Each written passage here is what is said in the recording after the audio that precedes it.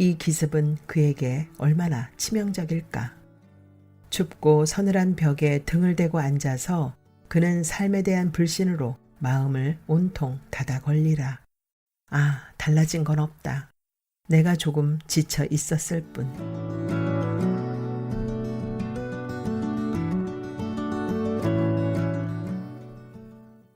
겨울 우화. 신경숙. 어디다 뒀던가. 4칸짜리 여다지 서랍을 온통 다 뒤져도 장갑은 보이지 않는다. 여다지 뒷벽에 아이들이 보내온 크리스마스 카드들이 제각기 다른 모습으로 나를 보고 있다. 심심해서 도착한 순서대로 붙여 본 것인데 방을 나갈 때나 들어올 때 그들의 어릿광스러운 그림 솜씨, 붙인 솜씨들이 웃게 만든다. 방학이 끝나고 새학기가 시작되면 그들과 작별을 해야 하리라. 간수 잘해야겠다는 물건일수록 잃어버려서는 안 되는 것일수록 보관 장소를 몇 번씩 옮기고 만다. 그러다가 어느 때는 어디다 뒀는지 그 행방을 잊어버린다. 기억을 살려 옮긴 장소를 한 켠씩 되짚어가면 생각지도 않은 틈서리에 그것들이 끼어 있다. 중요한 걸 메모해둔 쪽지가 묵은 수첩 속에서 나오기도 하고 밤새 순위를 매긴 아이들 성적표가 쓰레기통에 들어가 있기도 했다. 그때마다 망연해진다. 나도 모르는 구덩이 속으로 미끄러지는 기분이다. 생애 강줄기 한 자락을 움켜쥐고 26회를 흘러오는 동안 스스로 파놓은 구덩이 속으로 잃어버린 것들을 찾느라 허둥대고 있으면 부지불식간에 찾아온 허전한 욕망이 가슴을 휘젓기도 한다. 곧 시들어버리긴 하지만 욕망에 사로잡혀 있는 동안은 그 구덩이로부터 올라올 수 있을 것 같은 희망에 가슴이 달아오르기도 한다. 정말 어디다 둔 것인가? 여다지 맨 위칸 서랍을 다시 열었다. 작년엔 겨울옷을 벗어낸 다음에도 가방에 넣어가지고 다니면서 아침 저녁으로 끼었는데 구부린 몸을 일으키는데 비릿한 무엇이 입술로 흘러든다. 손을 갖다 대자 손등으로 붉은 핏물이 한 방울 맥없이 떨어진다. 두루마리 화장지를 뜯어 코를 막으면서 방바닥에 누웠다. 천장의 연속 사각무늬가 눈 안으로 쏟아진다. 지난 어느 날 밤 한밤중에 잠을 깨어 서걱거리는 감각들을 잠재우려고 저 연속 무늬를 따라갔었지. 천장 가운데쯤에서 우연찮게 누런 얼룩을 만났다. 얼룩의 끝간대를 찾다가 돌아왔을 때 그만 따라가던 연속 무늬를 잃고 말았다. 마찬가지로 홀로 깨어있던 어느 밤엔가는 방 안에 누워 하늘을 보기도 했지. 낡은 한옥 청규화를 뚫고 저 연속 무늬 천장을 뚫고 나를 찾아온 별빛은 그대로 아름다운 꽃무더기였다. 아무리 깊은 어둠이 닥친다 해도 그 어둠 속을 몸을 세우고 걸을 수 있을 것 같아. 뚫린 천장으로 통하는 길을 따라 나가서 지붕 꼭대기에 앉아 또 다른 별로 앉아있고 싶었다. 그리고 은밀하게 반짝이고 싶었다. 아주 오랫동안. 아, 그는 어디로 숨어버린 것인가? 창규는 정말 그의 소식을 가지고 있는 걸까?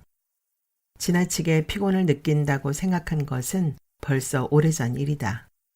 서 있는 것이 힘들어 교탁에 두 팔꿈치를 기대거나 의자를 갖다 놓고 앉아 수업을 해야 했다. 조금 오래 걸으면 이마에선 미열이 나고 등에선 식은땀이 났다. 온 몸에 기운이 쑥 빠져나가는 것 같아서 귀갓길에 언덕을 오르면서는 정해놓고 2번씩 쉬곤 했다. 방학이 되고 정해놓고 하는 일이 없으니까 점점 더 그랬다. 어젯밤은 뭘 했던가? 창규의 전화를 받고 아침까지 잠을 잤는데 탁상식의 시침이 8시를 향해 가고 있다. 늦었다. 코를 틀어 막았던 종이 뭉치를 빼고 일어섰다.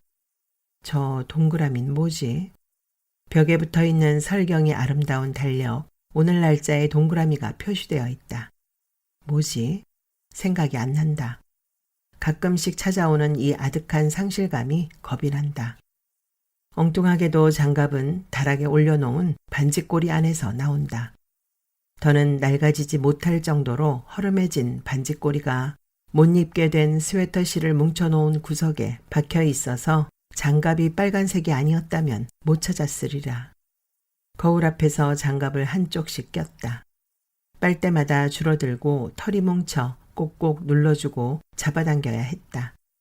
장갑에서 뜯은 보풀하기로 코 밑과 손등의 핏물 자국을 지운다.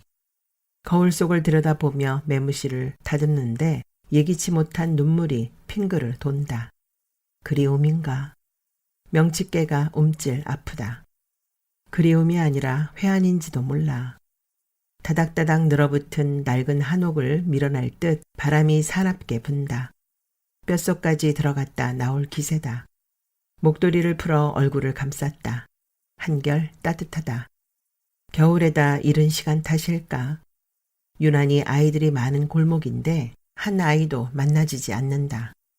내 얼굴을 알고 있는 아이는 놀고 있다가도 쪼르르 달려와 꾸벅 인사를 했다. 아이들은 겨울밖 어디로 숨어버린 걸까? 어디가? 연세점 여자가 묻는다.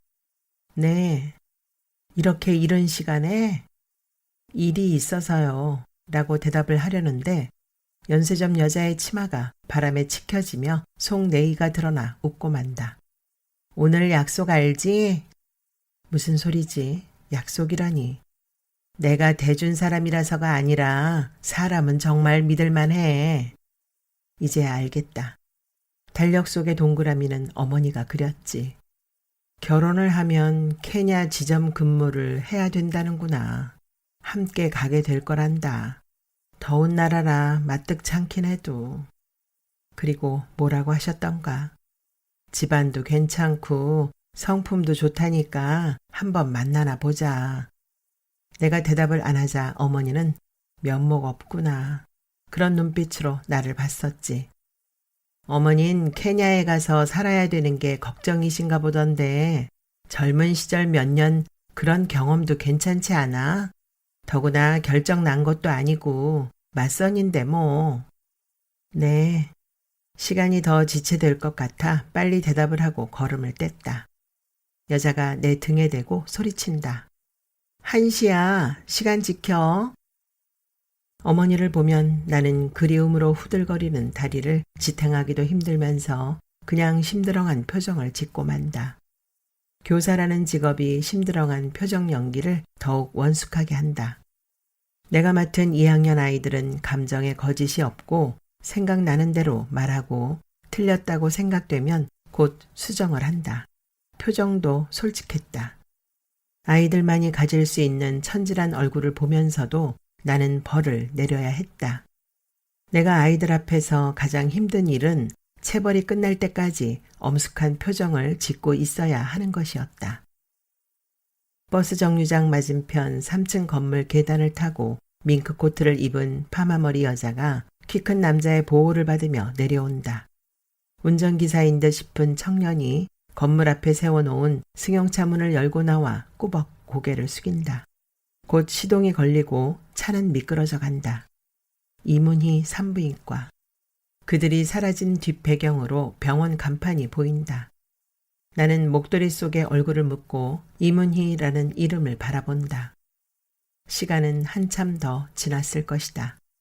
나는 달려오는 노란 택시를 향해 손을 쳐든다. 3학년 1학기 시험을 앞둔 강의실엔 그와 나 둘뿐이었다. 여름 햇살은 폭죽처럼 터져 묵은 먼지가 앉은 유리창에서 반짝 튀었다. 강의실 안은 정적이 감돌았다. 어느 순간 강의실 문이 벌컥 열리고 늘 그와 함께 있던 창규가 들어왔다. 창규는 나를 한번 쳐다보더니 그에게로 성큼 다가갔다. 나는 이상한 굴욕감으로 고개를 꺾어버렸다. 나가! 뒷자리에서 높아진 그의 목소리가 튀어나왔다. 넌 도대체 뭐야? 돌아다 봤다. 창규는 서 있고 그는 앉아 있었다. 그의 눈이 창규를 뚫어져라 쳐다보고 있었다. 어쩌면 쏘아보았는지도 모를 일이다. 나가! 그가 손짓으로 문을 가리켰다. 창규는 주먹을 불끈 쥐더니 그의 책상을 소리나게 내리치고는 붉어진 얼굴로 거칠게 문을 닫고 나갔다. 그런데 놀라운 건 그였다. 그의 얼굴엔 조금의 동요도 없었다. 그는 잠깐 창밖을 내다보던 시선을 거두다가 시선이 나와 부딪혔다. 고개를 돌려버렸다. 내가 창규였어도 그렇게 할 수밖에 없었으리라. 그는 동료들의 주동자였다. 그가 왜 합의에 찬표를 던지지 않았는지 의아스러웠다. 유리창밖 수목의 그림자가 늘어져 있는 건너편으로 동료들이 창규를 중심으로 모여들고 있는 게 보였다. 아, 나도 저들과 섞일 수 있다면. 입술을 깨물었다. 비질비질 웃음이 나왔다. 햇살 속으로 동료들 속으로 뛰어들려고 발딱 몸을 일으켰으나 늦어 있었다. 심란한 표정을 짓고 시험감독 교수가 들어왔다. 그의 손에는 60여 명분의 시험지가 들려 있었다. 녹번동에서 택시가 신호에 걸려 멎는다. 외투에 두 손을 꾹 찌른 행인 몇 사람이 길을 건넌다. 모자를 눌러 쓴 소녀의 볼이 빨갛게 얼어있다. 저만한 소녀들을 보면 보풀거리는 꿈이 함께 보인다. 구겨지지 않는 백지. 무엇을 그릴 것인가를 선택할 수 있는 청혼의 꿈. 푸르다는 느낌만으로도 소녀들은 충분히 아름답고 신선하다. 그들에겐 금방 머리를 감고 나온 것 같은 향기로움이 있다. 등록금 융자 문제로 은발이 은성한 노 교수를 만나야 했을 때 소녀들이 갖고 있는 향기로움이 내게선 없어져 버렸다는 것을 실감했다. 노 교수 주변엔 늘 학생들의 발걸음이 끊이질 않았다. 무슨 특별한 일이 있나? 노 교수는 무슨 말이라도 다 들어주겠다는 표정이 되어 있었다. 무엇을 물어도 잘 알고 있을 것 같고 도와줄 힘이 있는 듯이 보이는 노 교수 앞에서 나는 전혀 생각지도 않은 불행한 나를 조금도 떨지 않고 창조해냈다. 단숨에 만들어낸 나는 고혈압으로 전신마비가 된 아버지를 갖고 있었고 리어카 생선 장사를 하던 어머니마저 다리를 다쳐 있었다. 다음번엔 장학금을 절대로 놓치지 않겠어요. 마침말을 하며 실제로 나는 사뭇 비참한 기분이 되어버렸다. 노 교수는 힘을 주어 내 어깨를 다독여줬다. 용기를 내게. 자넨 젊지 않은가? 그에게서 특별히 다른 말을 기대한 것은 아니었지만 노 교수에게조차 그 말을 듣는 순간 몹시 짜증스러웠다. 학교 신문에 게재된 내 수필을 용케 기억해낸 노 교수는 열심히 하면 문필가가 될 가능성이 보이더라고도 덧붙였다. 연구실을 나오면서 나는 피식 웃고 말았다. 열심히 하는데 가능성이 안 보이는 사람도 있던가 하고. 어디까지 가시죠? 차가 미끄러져 나가는 동시에 기사가 돌아다보며 물었다. 서울역. 어디로 그렇게 꼭꼭 숨었냐? 네 전화번호 찾으려고 그 변두리 학교까지 갔었다. 수화기 저편에서 창규의 목소리가 멀리 들려왔다. 듣고 있어? 듣고 있는 거야? 네. 좀 만나야겠어. 무슨 일이냐고 안 물어봐? 나는 피식 웃었다. 웃고 있는 거야 지금? 무슨 일이에요? 정작 내가 그렇게 묻자 그는 숨을 몰아쉬었다. 어쩌면 휴 하는 한숨소리였는지도 모른다. 만나서 얘기해. 내일 아침 서울역 모인으로 와. 모인? 우체국 맞은편에 있어. 또 신호음이 울려왔다. 은영인 잘 있어요? 그래, 잘 있어. 잠시 말이 멎은 사이 전화가 딸깍 끊겨버렸다. 전화 속 목소리가 창규임을 확인하는 순간 그의 소식을 전해주려는 것임을 나는 육감으로 느꼈다. 그날 시험을 끝내고 뭘 해야겠다는 생각도 없이 학교를 나왔다가 학교 뒷골목의 극장으로 들어갔다. 나는 의자 깊숙이 몸을 파묻고 누구에게랄 것도 없는 증오와 나 자신을 어디론가 추락시키고 싶은 모멸감에 번갈아 시달리면서 몇 번인가 정신을 놓을 뻔도 하였다. 다시 학교 도서관으로 올라왔을 때 그가 구석자리에 환하게 앉아 있었다. 광장과 후문에서 동료들의 사박적 구호가 계속 들렸다. 누가 그를 보고 다음날 선언문을 낭독할 사람이라 할까? 그가 콧날이 오똑하고 그 오똑함 때문에 옆모습이 섬세해 보인다는 것과 머리숱이 많다는 걸 처음 알았다. 모든 것이 무의하게 느껴졌던 내게 그건 새로운 발견이었다. 도서관 서쪽 창을 통해 저녁 햇살이 비껴들었다. 얼굴에 목에 땀이 끈끈이 배어 화장실을 2번 다녀오는 동안 물수건으로 꼭꼭 눌러 닦아내야 했지만 그는 전혀 움직임이 없었다. 미열과 두통에 들떠서 나는 그에게 화를 내고 있었다. 화장실도 안 간단 말인가? 나는 시험 공부를 위해서 의자에 앉아 있는 게 아니었다. 그의 무저항, 그의 끈기와 맞서 있었다. 앉아있기가 힘들수록 단단해져야 해. 수없이 나를 다독였다. 조용히 페이지를 넘기고 있는 글을 몇 번인가 훔쳐봤다. 그의 시선은 고정되어 있는 것처럼 조금의 흐트러짐이 없었다. 얼마나 지났을까? 고개를 들었을 때 날은 이미 어두워졌고 온종일 크고 작게 들리던 함성도 끊겨 있었으며 어느새 도서관 천장엔 형광등 불빛이 반짝이고 있었다. 꿈을 꾸었던가? 허공에 헛손질을 하고 있는 난감한 기분으로 그의 자리를 바라봤다. 그가 펼쳐놓은 책 사이에 얹어놓은 안경이 먼저 보였다. 그가 자리에 없다는 사실이 왜 그렇게 가슴을 뛰게 했는지 난 한참 후에야 알았다. 의자에서 일어났다. 오후 내 괴롭히던 두통과 미열은 간 곳 없고 이상한 흥분이 전신을 훑었다. 오랫동안 나른한 무력감에서 허우적대던 의식이 스스로 껍질을 깨고 있다는 느낌. 그건 서먹하면서도 정말 황홀했다. 그의 구석자리 창밖으로 어둠이 휘장처럼 넘보였다. 책갈피 사이에 놓여있는 그의 안경을 노트장 위에 내려놓았다. 그의 책을 옆에 끼웠다. 아주 자연스럽게. 그의 동요 없는 표정을 흉내내며 도서관을 나왔다. 나는 시력이 괜찮은 편이었다. 벤치에서 담배를 피우고 있는 사람의 실루엣이 그란 것쯤은 한눈에 가려날 정도로.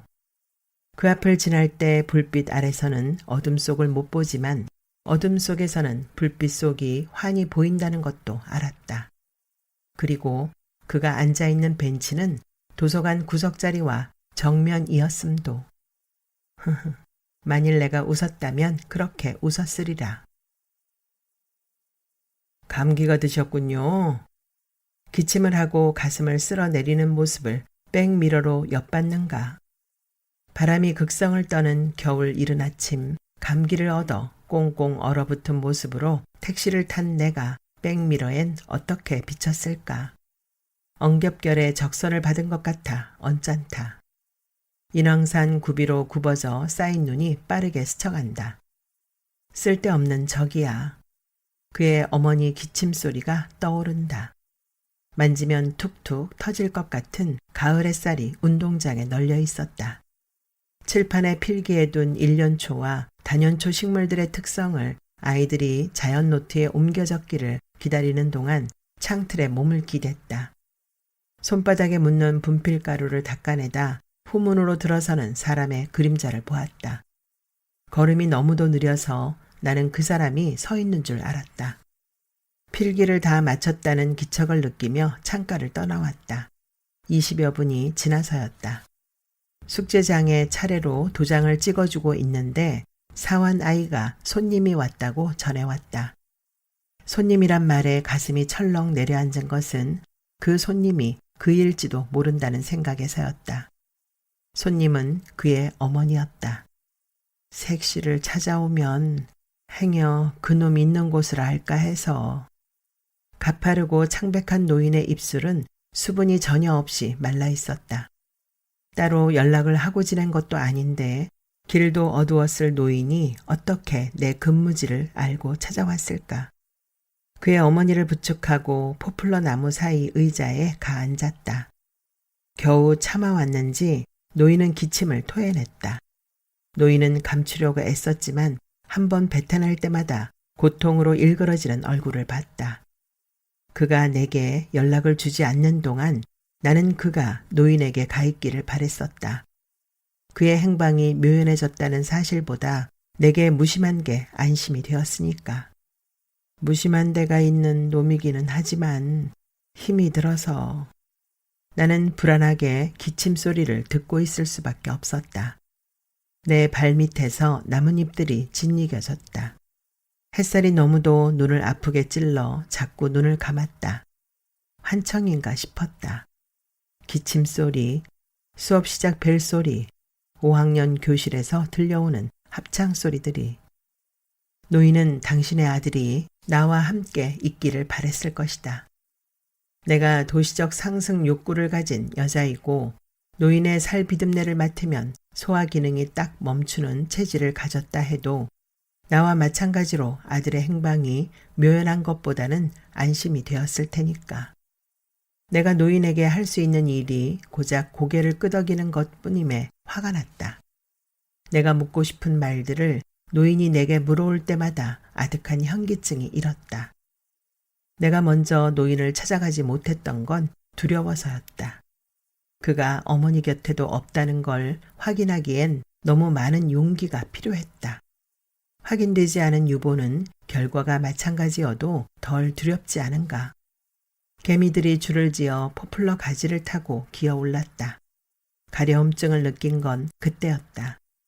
내 온몸을 가렵게 하는 것이 개미떼가 아니라 운동장으로 잘게 부서지는 마른 버짐 같은 햇살이 아니라 지친 모습으로 운동장을 바라보는 주름진 노인의 뺨에서 반짝이는 액체라는 것을. 처음으로 그에 대한 원망이 솟았다. 몹쓸 사람. 돌발적으로 끼어든 그 생각은 오랫동안 미루어 오던 일을 결정짓게 만들었다. 짧게 진저리를 쳤다. 힘들게 나무 의자에서 몸을 일으켰다. 울고 있는 노인을 남겨두고 화단 뒤로 깔리는 그림자를 끌고 교무실로 돌아왔다. 유리창을 통해 노인이 몸을 일으키고 낯선 곳이라는 듯 사방을 둘러보다가 내가 걸어 들어왔던 화단 곁길을 한참 바라보는 걸 보았다. 그리고 아주 천천히 후문으로 걸어갔다. 그때서야 자연 시간의 분꽃 사이로 보이던 느린 사람의 그림자가 그의 어머니였다는 걸 알았다. 운동장을 달려서 내 아이들보다 더 빠르게 달려서 후문 뒤에 서 있다가 천천히 걸어 나오는 그녀의 메마른 가슴팍에 얼굴을 파묻고 싶은 욕구에 다시 한번 짧게 진저리를 쳤다. 새파랗게 얼었군. 모이는 창규가 한 설명대로 우체국 맞은편에 있었다. 창규는 변함이 없었다. 40분이나 늦은 여자에게 화를 내는 것 대신 여러 개의 담배꽁초를 보이는 것도. 미안해요. 창규는 그대로인데 나는 달라졌다. 난 창규에게 이런 식의 사과를 해본 적이 없었다. 40분에 1시간을 보탠 시간을 늦어놓고도. 그때는 나는 발랄하게 하는 무엇이 있었다. 숲속 같은데 들판 같은 데를 뛰어다니다 온 것 같은 야생 같은 그것은 무엇이었나. 추운데 커피나 마시지. 난 괜히 객적어서 모인 안을 둘러봤다. 나무 벽에 판화가 걸려있다. 네가 나는 곳까지 나는 날지 못한다. 너는 집을 떠나서 돌아오지만 난 집을 떠나면 돌아오지 못한다. 저녁에 오면 너는 들녘에서 돌아와 모든 슬픔을 꿀로 만든다. 7번도 넘게 읽으니까 네가 오더군.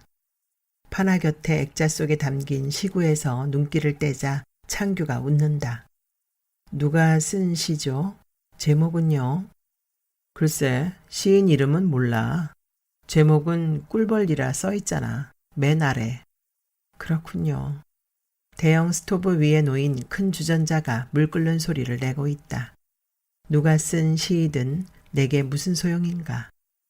창규가 탁자 위에서 담뱃갑을 짚는다. 그래도 잘 참는데 서둘러 묻질 않으니. 그가 성냥불을 붙인다. 불꽃이 반짝 튀고 유황 냄새가 코끝으로 감지된다. 또 사북에 있어요, 그 사람? 창규가 연기를 뿜어내다 말고 나를 빤히 본다. 우선 목도리부터 풀어. 에스키모하고 앉아있는 것 같아. 창규가 긴장하고 있다는 걸 알겠다. 언젠가도 그의 소식을 전해주면서 저렇게 담뱃재 털 생각을 잊고 있었다. 제풀에 겨워 깊게 타오른 재가 탁자에 떨어진다. 어? 알 수가 없다. 그보다 더 열광적이었던 창규는 저렇게 건재한데. 아르바이트 여대생이 창규와 나 사이에 낯선 침묵을 깨준다. 검은빛 커피잔과 프림 설탕통을 내려놓고 간다. 마셨어요? 40분이나 늦었다는 거 잊었나 보군. 그렇군요. 장갑 한쪽을 벗고 프림통을 연다. 커피잔에서 더운 김이 솟는다. 뭐해? 설탕 5스푼째야. 들이부을 참이야. 내가요? 스푼을 든 채로 창규를 바라보았다. 누구한테 실컷 두들겨 맞고 난 기분이에요. 가물가물하고 붕 떠다니는 것 같아. 창규가 잿더리에 담배를 비벼 끈다. 잊을만 하면 넌 날 안타깝게 해. 그렇게 초조해하지 않고 서두르지 말고 좀 의연해져 봐. 장갑을 마저 벗고 목도리도 풀고 오버 단추도 하나쯤 따봐. 잘 지냈느냐고 한마디쯤 물을 수도 있잖아. 나를 통신사라 여기지 않는 다음에야. 미안해요. 그런 말 듣자고 한 거. 얼른 손을 내저었다. 알아요. 그동안만도 얼마나 고마웠는데요. 꺼내지 않았어도 내 말을 알아들었는가. 창규는 다시 담배에 불을 붙인다. 한 모금도 빨지 않고 도로 눌러 끈다. 그답지 않게 안절부절 못하는 게 불안하다. 더 앉아있어야 너 속만 탈 테니 일어서 좀 멀리 가야 해. 안양. 창규는 저 혼자인 것처럼 일어서서 성큼 걸어간다. 카운터에서 계산을 마치고 창규가 돌아다 본다. 뭐해? 면회 대기실 창밖으로 오르막길이 보인다. 양편으로 늘어선 나무들이 바람에 몸을 휘고 있다. 오르는 사람도 내려가는 사람도 없는 처음 보는 오르막길 풍경은 바람만 아니라면 영락없는 정물이다. 다듬어지지 않은 무심한 풍경이 눈물을 핑 돌게 한다. 녀석이 자가용 운전을 했다는군. 사고를 친 거야. 어린애였는데 다리를 절단했대. 무릎 어디께가 꿈뻑 아프다. 휘청대는 사이 창규가 다가와 내 어깨를 잡아준다. 썰렁한 나무 의자에 나를 앉힌다. 구석현에 고개를 숙이고 앉아있던 사내가 나를 건너다 본다. 의자 모서리 페인트 칠이 벗겨져 엉성한 나뭇결이 들여다 보인다. 창규는 내 어깨에 얹었던 손을 거두고 등을 보이고 좀 전에 내가 섰던 창가로 가섰다. 마음을 단단히 해. 난 말이야, 네가... 창규가 돌아서면서 말을 끊는다. 창규는 내 곁에 그림자처럼 서서 실패한 나를 부추겨주면서 난 말이야, 네가... 하곤 말을 줄인다. 끊임없이 받기만 하고 난 어쩔 줄 몰라 했다. 그냥 있으면 창규는 멀어지다가 잊혀지다가 불쑥 나타나 내 안부를 물었다. 난 부자야. 나한테 와서 편히 살면 어때? 다른 얘기 속에 농담처럼 그 말을 섞어놓곤 했다. 어때? 라는 물음표는 늘 제자리를 못 잡고 어설프게 흐려지고 말았지만 벗겨진 페인트 끝을 따라가 손톱으로 긁어냈다. 그게 언제적 얘기예요? 지난해 여름이었어. 숙인 시선 속으로 창규의 구두코가 잡힌다. 지난해 여름이라면 그에게서 소식이 끊긴 것과 시기가 맞아떨어진다. 그가 내게서 달아난 게 아니었던가. 그런데 어떻게 이제... 창규가 창문을 연다. 찬바람이 거칠 것 없이 들어온다. 난 알고 있었어. 놈이 동거인을 대라니까 날 댄 거야. 최종 공판까지 보호자 노릇 해줬다. 열었던 창문을 신경질적으로 다시 닫는다. 차단된 바람이 밖에서 윙윙 댄다. 멍하니 그의 등을 바라보고 있다가 창규가 몸을 돌려 세우는 통에 정면으로 시선이 부딪힌다.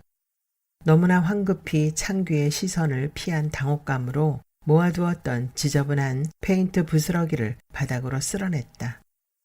왜 여태 숨겼냐고 묻고 싶은 거 알아. 문이 열린다. 간수가 들어와 사내를 불러간다. 사내는 바닥에 침을 퇴뱉고 끌려가듯 간수의 뒤를 따른다. 녀석이 그렇게 해달라고 했어. 어머니와 너에게 절대 알리고 싶지 않다고. 녀석이 그런 말 안 했어도 너에게 알리지 않을 작정이었어. 창규가 나무 의자 끝에 구겨지듯 앉는다. 갑자기 널 만나야겠다는군. 마지막이라고 단서를 붙였어. 그해 여름을 나는 기억한다. 느닷없이 사이렌이 울리고 라디오에선 음악을 죽여버렸다. 인천 지역이 적기로부터 공습을 받고 있다고, 실제 상황이라고.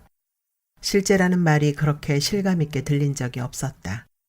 그 실제 상황은 중공항공용사의 귀순으로 밝혀졌다. 귀순기에 대한 대서특필이 게재된 맨 아래에 학교 측에서 그의 제명을 알리는 기사가 있었다. 구석진 곳에. 뭔가에 속았다는 느낌으로 나는 달아오른 8월의 아스팔트를 눈살을 찡그리며 걸었다. 안타까움에 적기도 전 속았다는 그 까닭물을 분노는 무엇이었을까? 신발 속까지 진득하게 베어든 땀, 모든 것들을 태워버릴 기세의 그 8월의 폭양. 나는 거리의 모든 것들, 그 무더위의 모든 것들에게 적의를 느끼며 그를 찾아다녔다. 끊임없이 그의 뒷전에서 깜빡이던 내 안의 촛불 같은 것이 사랑이었다고 확신하면서 땅거미가 질 무렵 학교 강의실에서 그를 찾았다. 방학 중인 빈 캠퍼스의 나무들은 햇빛에 지쳐 늘어져 있었다. 사위는 죽은 듯 고요했다. 일몰의 잔향을 받고 그는 꼼짝없이 앉아 있었다. 그는 다만 물날린 청바지와 흰 셔츠를 입고 앉아있는 대학 3학년생일 뿐이었다. 알 수 없었다. 거의 3년 동안이나 마주쳐온 정든 친구들과 책상과 웃음소리들로부터 왜 그를 떼어놓으려 하는지. 문을 열고 들어가 나는 그의 손을 잡았다. 그리고 난 전혀 무방비 상태인 한 남자의 진한 눈물을 보았다. 창으로 비껴 들어온 잔광이 그의 수많은 머리숲에서 은빛을 띠고 반짝이는 것도. 대기실의 문이 열리고 간수가 고개를 내민다. 764번. 창규는 그냥 앉아서 나를 본다. 따라 들어가 봐. 나만 말은 않고 눈만 크게 떴다. 기다릴게. 짧고 간단하다. 주머니를 찾아 손을 찌르고 창규가 몸을 일으킨다. 오르막길을 내다보고 섰다가 뒤돌아본다. 아직도 서 있는 나에게 턱짓으로 어서 라고 말한다. 몇 개의 문과 구부러진 복도를 돌았다. 그는 전혀 낯선 모습으로 서 있었다. 머리는 짧게 깎여 있고 수염이 자라 턱이 거뭇했다. 움푹 파인 눈빛, 북청색의 수위, 일그러진 표정. 믿기지 않아 눈을 크게 떴다. 이 낯선 곳은 도대체 어디란 말인가? 삶의 어디에 숨어 있다가 불쑥 튀어나온 복병인가? 오지 않을지도 모른다고 생각했어. 그의 목소리는 어둠에 헹궈 올린 듯 암울하고 침침하다. 가슴이 저리다. 어머닌. 내 오가는 감정과는 달리 그는 침착하게 어머니 안부를 묻는다. 건강하세요. 그가 나를 빤히 본다. 어디에 갈무려져 있던 저항이 저린 가슴을 상쇄시킨다. 어머니가 건강한지 아닌지는 나도 모를 일이다. 겨우 여기에요? 내게서 도망친 곳이? 말도 안 돼. 정말 말도 안 된다. 도망쳤다는 표현이 말도 안 되고 상쇄되는 저린 가슴도 말도 안 된다. 운전은 언제 배운 거예요, 대체? 군대에서 운전병이었어. 그랬던가. 그가 운전을 할 줄 알았다는 걸 전혀 몰랐다. 학교 앞 로타리였어. 속이 울렁거린다. 또 그 로타리가 문제인가? 의심과 염려, 불안에 시달렸던 시간들이 밀려온다. 첫날부터 왜 그곳을 지나게 됐는지 재수가 없었어. 후배들의 가두시 때문에 택시와 버스들이 겹겹이 늘어섰더군. 창을 닫아도 눈은 맵고 땡볕은 쨍쨍 내리쬐고. 그가 말을 멈추고 잠깐 나를 올려다본다. 떨떠름하고 쓸쓸한 표정으로. 일정한 기상, 취침, 식사, 차가운 벽이 만들어준 생경한 질서가 그에게 배어있다. 셔츠가 땀에 젖어 등에 달라붙었어. 머리가 아프고 구역질이 날 것 같더라. 주인 여자는 시간이 늦었다고 짜증을 내고 제기랄. 저놈들이 먹고 살기 힘든 줄 알기나 해. 미친놈들. 도서관에 처박혀 있어도 안이 꼽고 뒤틀릴 놈들이. 그런 시간이 3시간이나 가까이 됐어. 허리에 빳빳한 힘이 간다. 저놈들이 원하는 게 대체 뭐야? 짜증을 내던 주인 여자가 욕설을 퍼붓더군. 정신 나간 놈들. 세상 판국이 어떤지도 모르면서 날뛰기는. 겨우 교통이 풀리고 로터리를 빠져나오는데 내 정신이 아니었지. 그가 더 이상 말 안 해도 알겠다. 우리가 그동안 은밀히 주고받았던 건 이런 직감일 것이다. 순전히 내 과실이었지. 내 실수로 그 아인 평생 불구로 살아가야 할 텐데 난 겨우 4년형이라니. 그런데 어머니에게는 너무 길어. 그랬구나. 이제 알겠다. 그가 날 찾은 것이 아니구나. 어머니를 찾은 것이구나. 갑자기 웃음이 비어져 나온다. 그의 어머니의 기침소리가 곁에서 들리는 것만 같다. 부탁이 있어서 널 보자 했어. 들어줘야 한다. 말해요. 내 음성은 터무니없이 은밀하다. 쇠창살을 쥔 손에 힘이 들어가 아파온다. 자꾸 그의 푸른 민둥머리가 시야를 가려 눈이 감긴다. 말해요. 어머니한테 다녀와줘. 가서 그래 외항선을 탔다고. 너무 급히 떠나 연락을 못한 거라고. 1년 반이 지났으니 2년 반 남았다고도 해드려요. 명혜야, 너한테 할 말 없어. 마지막 부탁이라고 생각해. 재수없는 놈 만나. 이런 말 하기 싫어. 널 안 만나려고 했어. 어머니한테 갔다 와줘. 어머니 만나는 일을 왜 내가 해요? 왜 내가 하냐고요? 어디서부터 잘못된 것일까? 얼굴이 확 뜨거워지고 그에게 2번씩 내뱉은 말이 첨예한 칼끝으로 변해 명치를 찌른다.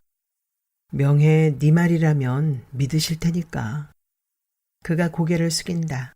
끝에 닿았다고 체념을 하고 나면 어느 구석에서 작은 희망이 다시 솟아오르곤 했다. 부질없는 일인 줄, 곧 다시 처음보다 더 나빠지고 말 줄 알면서도 난 그 희망을 버리지 못했다. 노인에게 3년은 너무 길어. 난 어머니를 알지. 희망이 있으면 어머닌 견디실 거야. 지금 많은 걸 포기해야 된다고 생각하니까 어머니 생각만 간절하다.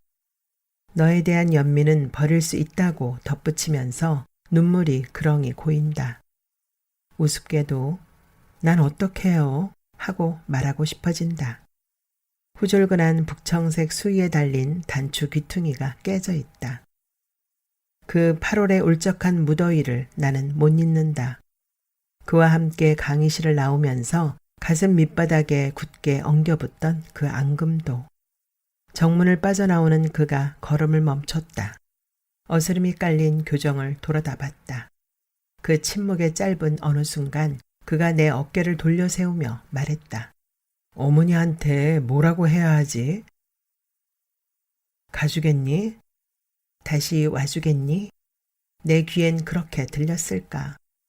그래야 안심이 된다면요.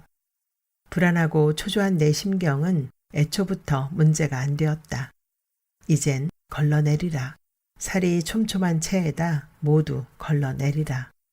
내 일상을 끊임없이 들쑤시는 이 연민과 안타까움을. 간수가 표정없는 얼굴로 들어온다. 시간 종료. 직업에 충실한 목소리가 섬뜩하다. 그와 동료들이 핵살이 작살처럼 꽂히는 잔디밭 위에서 스크럼을 짜고 4박자의 구호를 외칠 때 나는 화장실에서 최루가스의 매운 눈을 씻어내며 늪속 같다는 생각을 하곤 했다. 옥상에서 그와 동료들이 학교를 빠져나가 로타리로 향하는 걸 보며 느낀 아득함을 어떻게 설명할까?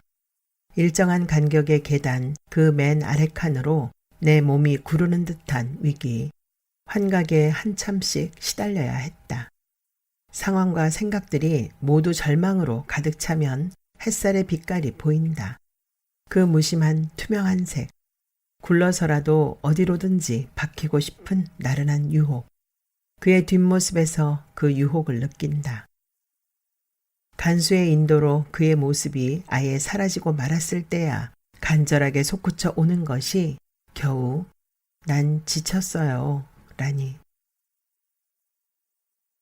시간이 좀 있어. 30분 후야. 기차표에 적힌 시간을 읽고 창규는 차표를 내민다.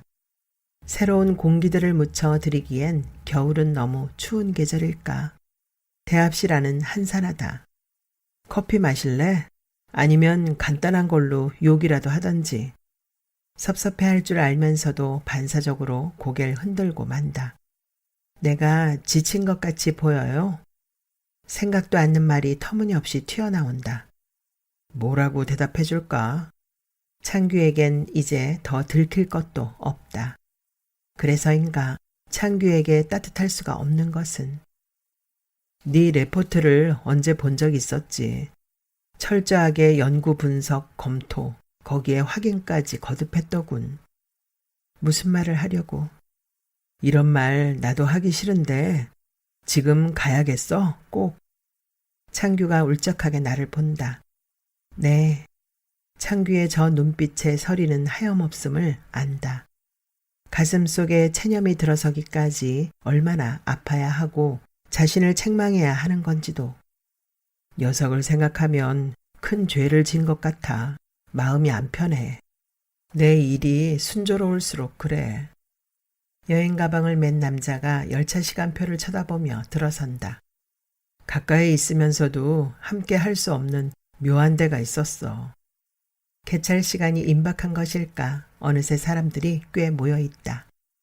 봄학기 때부터 1시간짜리 강의를 맡게 됐어. 맨 먼저 녀석 생각이 나더군. 그랬어요. 몰랐어요. 정말 일이 순조롭게 잘 풀리는군요. 말 대신 괜히 씁쓸해한 웃음이 나온다. 녀석에게 빚을 진 기분이야. 그 압력이 평생 내 뒤를 쫓아다닐 거야. 내가 함께 가줄까? 아니에요. 갑작스런 창규의 기습에 나는 그만 황황해져 손까지 내젓고 있다.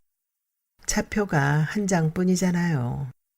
내 의사표시가 너무 완강해 황급히 덧붙였지만 겨울 열차 안은 대부분 빈자리이리라. 방송으로 개차를 알린다. 사람들이 부스스 일어나 개찰구 쪽으로 간다. 뜨거운 게 닿으면 뜨겁다고 소리쳐. 너 아무 말 않고 있는 거 볼 때마다 불안해. 일어섰다. 까닭없이 은영의 얼굴이 떠오른다. 영무원이 내 차표를 확인하는데 창규가 지나가는 말처럼 중얼거린다. 나 결혼한다. 다음 주 목요일에. 먼 삼각을 타고 펼쳐진 들판에 눈이 쌓여 있다. 달리는 열차와 함께 바뀌는 풍경, 지나온 것과 마주쳐 오는 것들은 서로 닮은 데가 있다. 허허러운 벌판을 따라가면 만나지는 마을엔 사람이 살고 있지 않을 거란 생각이 든다. 어머니를 위해 계속 서울에 거주해야 했던 그가 훌쩍 탄광촌으로 간다 했다. 방학이 될 때까지. 칠흑 같은 어둠 속에 갇힌 갑충 같다. 이렇게 갇히고 마는 걸까? 눈을 떠도 감아도 온통 캄캄하다. 꿈속에서까지 누군가에게 미행을 당하고 난 아침이면 식은땀을 흘린다. 입을 크게 벌리고 밥도 못 먹겠고 하숙집 골목을 빠져나오면서 제풀에 도망치듯 뛴다. 탄차를 타고 갱 속으로 들어갈 때마다 내가 과연 저 햇살을 다시 보게 될까 생각하면서 웃는다. 무너짐과 썩는 냄새의 환각이 늑골 사이사이로 박힌다. 어긋나 버린 미래에 어머니는 아무것도 모르고 씨를 뿌리겠지. 너는 어떠냐? 그가 3번째 편지를 보내왔을 때 답장을 쓰다 말고 발딱 일어섰다. 주소만 듣고 사북에 갔을 때 사방은 온통 검은 것들로 들어차 있었다. 깜짝 놀라 휘둥그레진 그의 눈빛도 골짜기마다 검은 물이 흘렀다. 그가 선로에서 나를 안았다가 떼었을 땐 내게도 검은 물이 옮겨올 것만 같았다. 그곳까지 찾아가는 동안 내 감정은 세심하게 고조되어 있었고 이미 어느 만큼 신경은 멍들어 있었다. 그곳의 특별한 색깔 때문에도. 그래서였을까? 가장 깊고 외진 섬은 그의 가슴일 것만 같았다. 내가 이 꼴인 줄도 모르고 어머닌 다음 학기 땐 턴론 팔 생각하실 게다. 장학금 타게 됐다고 그래요. 그럼 효자가 되잖아. 그가 내 뺨을 손가락을 동그랗게 모아 튕겼다. 난 쉽게 그의 빛깔로 물들었다. 검고 어둡게 가라앉는 그를 일으킬 수 있다고 생각했다. 그와 함께 삶의 풍요를 맛보리라고도. 따뜻하지도 춥지도 않았다. 그 방은. 몇 시쯤이나 됐을까? 지금쯤 어머니는 케냐 남자 앞에서 가슴을 졸이고 계실지도 모르겠다. 시간이 지나도 나타나지 않는 나를 민망해하며 그 남자에게 할 수 있는 말은 미안합니다 뿐일 것이다. 남자가 어머니 마음에 찼다면 더욱 당황하고 긴장하셔서 골똘히 생각해 덧붙인다고 해도 미안합니다의 앞이나 뒤에 정말 이나 섞으실 게다. 미안합니다와 정말 미안합니다의 차이를 모르는 남자는 어머니에게 발칵 화를 내리라. 아버지의 의처증은 기습적이었다. 아버지와 함께 살던 그 평화스러운 소읍의 푸른 기와집. 햇살은 늘 오래된 것 같이 말라 있었고 그 빛에 아버지 정복에 붙어있는 계급표들은 반짝 빛났다. 아버지가 근무하던 경찰서 앞에는 다리가 있었고 학교를 가려면 다리를 건너야 했다. 다리를 지나면서 유리문 안에 늠름하고 건장한 아버지를 훔쳐보는 일은 기분 좋은 일이었다. 여자아이들을 우습게 보는 사내아이들도 나를 우습게 보지 못했다. 아버지의 금빛 계급장은 언제나 반짝이고 있었으므로. 가을 운동회 소고놀이 연습으로 몸이 노곤했다. 다리 입구에 다다랐을 때 그곳엔 많은 사람들이 모여 있었다. 거기엔 부서진 자동차가 있었다. 눈에 익은 차였다. 놀라지 말고 집에 가보거라. 안경 쓴 할머니가 내 머리를 쓰다듬었다. 집으로 달렸다. 큰 소리로 어머니를 불러도 할머니를 불러도 대답이 없었다. 집은 정막 속에 팽겨쳐진 한 폭의 정무라 같았다. 그때 왜 갑자기 허기를 느꼈을까? 산뜻한 추위가 소고놀이 연습으로 노곤해진 몸을 긴장시켰다. 이웃집에서 밥 타는 냄새가 건너왔을 때 마당에 배나무 가지를 잡아당겨 통통한 배를 한 개 땄다. 빈집 토방에 앉아 배의 단물을 빨면서 턱을 달달 떨었다. 가족들을 만난 건 병원에서였다. 경찰서 자동차가 다리 밑으로 굴러 떨어질 수 있다지만 하필 그 차에 아버지가 앉아 있었다는 게 우리 가족에겐 그럴 수 없는 일이었다. 그때는 왜 아무도 그 불행을 막지 못했는지 알 수 없었다. 아버지는 그 소읍 경찰서 안에서 가장 높은 계급장을 달고 계셨는데도. 분명 삶에는 기습이 있다. 헤어나오려고 온 몸을 부술수록 더 깊은 수렁 속으로 빠져드는지도 모른다.